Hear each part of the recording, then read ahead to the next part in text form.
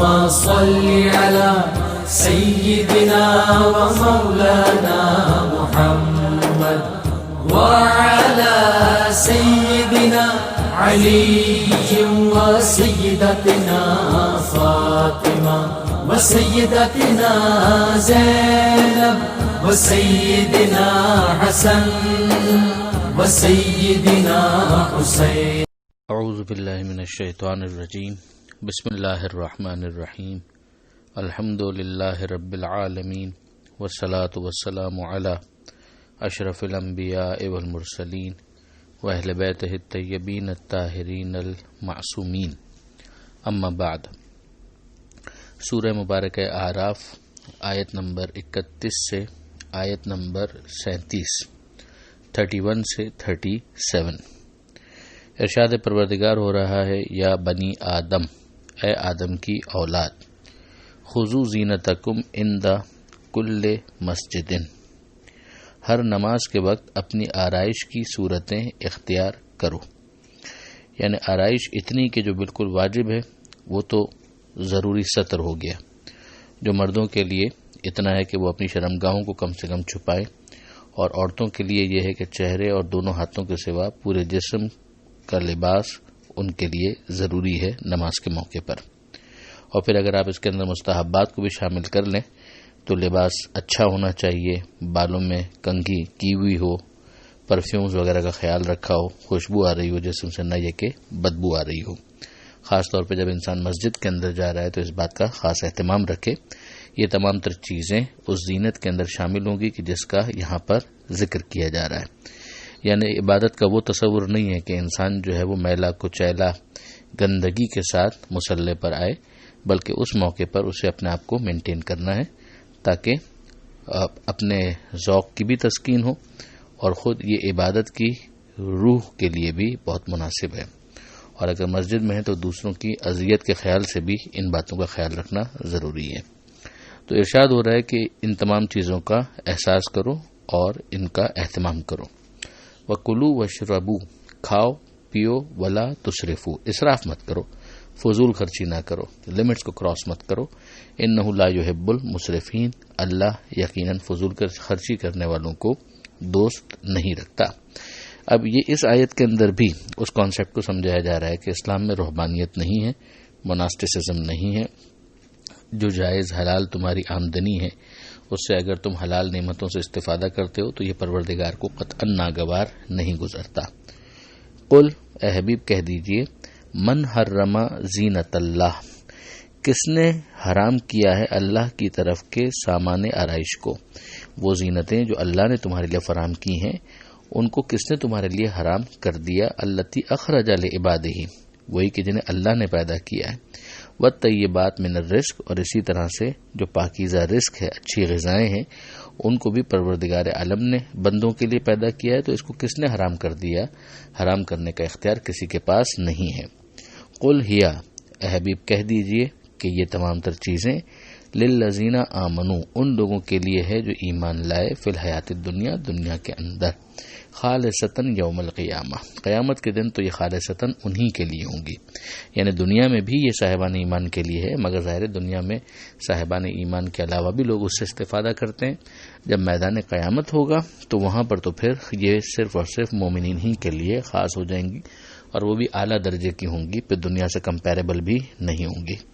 کذالک نفصل الآیات لقوم یعلمون، اسی طرح سے ہم اپنی آیتوں کو تفصیل کے ساتھ بیان کرتے ہیں ان لوگوں کے لیے جو علم رکھتے ہیں. قل، اے حبیب کہہ دیجئے. اب اس آیت کے اندر جو حرام چیزیں ہیں ان کی ایک فہرست بیان کی جا رہی ہے کہ انما حرم ربی، کہ میرے پروردگار نے تو بس حرام کیا ہے ان چیزوں کو.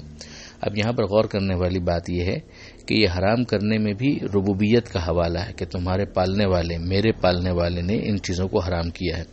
یعنی ان چیزوں کو اگر تم ارتکاب کرو گے تو یاد رکھو کہ اس کا تمہاری تربیت سے کوئی تعلق نہیں، یہ تمہارے لیے مفید نہیں ہے، ورنہ رب ہوتے ہوئے ان چیزوں کو حرام نہ کرتا.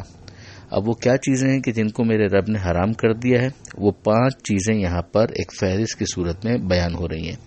نمبر 1، الفواحشہ، بدکاریوں کو، خاص طور پر جو چیز فاحشہ سے فوراً ذہن میں آتی ہے وہ جنسی بدکاریاں ہیں.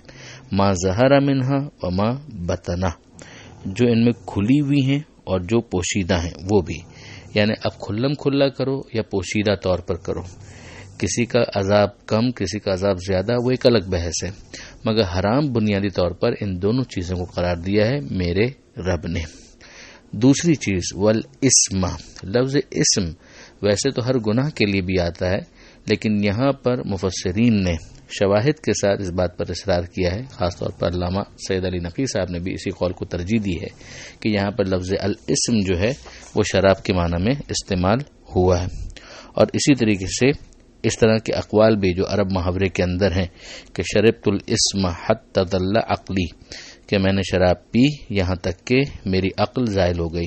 یہاں پر لفظ شراب کے لیے جو لفظ استعمال ہوا ہے وہ الاسم کا ہے، تو لفظ اسم جو ہے وہ شراب کے لیے مستعمل ہے. اور یہاں پر جبکہ ایک عمومی عنوان کے بعد کہ حرام چیزوں کی فہرست دی جا رہی ہے، تو گویا جزئی جو چیزیں ہو سکتی ہیں جو اس کے فرد بن سکتے ہیں ان کو یہاں پر پھر بیان کیا جا رہا ہے، اگرچہ وہ جزوی اپنے طور پر بھی ایک کلی معنی رکھتا ہو. والبغیہ، تو یہ فواحش کو حرام کیا، شراب کو حرام کیا. اور بغیہ یعنی حدود سے ناحق تجاوز کو، کسی اور پر ظلم کرنے کو بغیر الحق، بغیر کسی حق کے.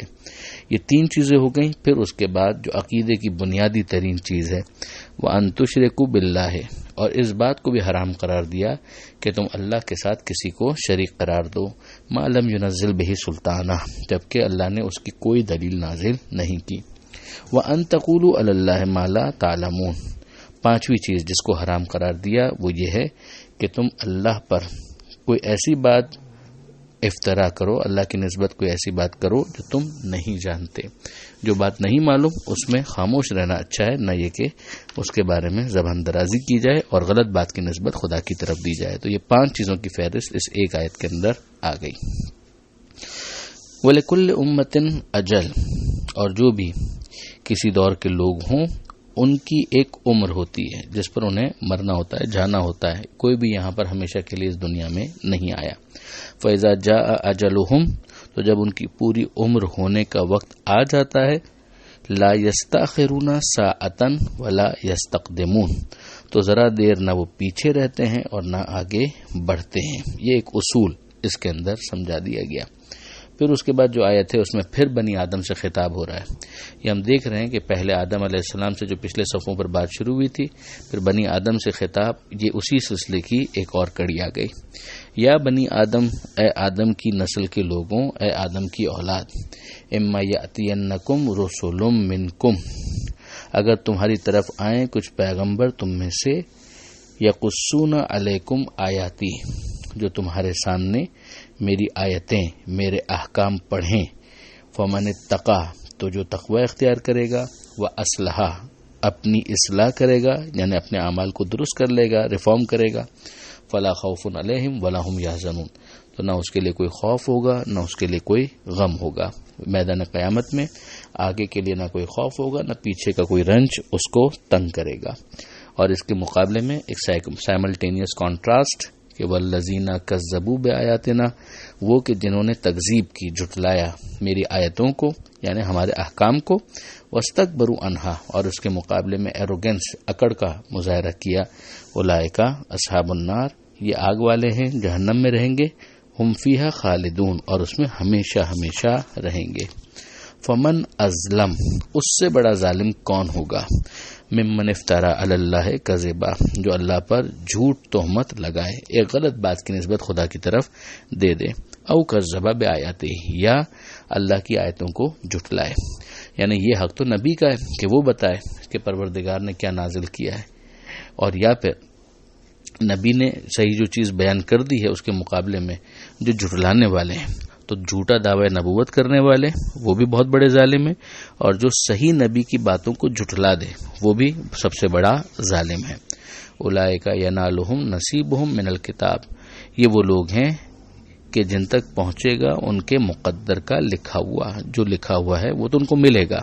یعنی دنیا میں بھی ہم فوری عذاب نہیں کریں گے، جو دنیا میں ان کا دانہ پانی لکھا ہے وہ ان کو ملے گا. اور اسی طریقے سے جو ان کے لیے عذاب طے کر دیا گیا ان کی ان حرکتوں کی وجہ سے وہ عذاب بھی ان کو پہنچے گا.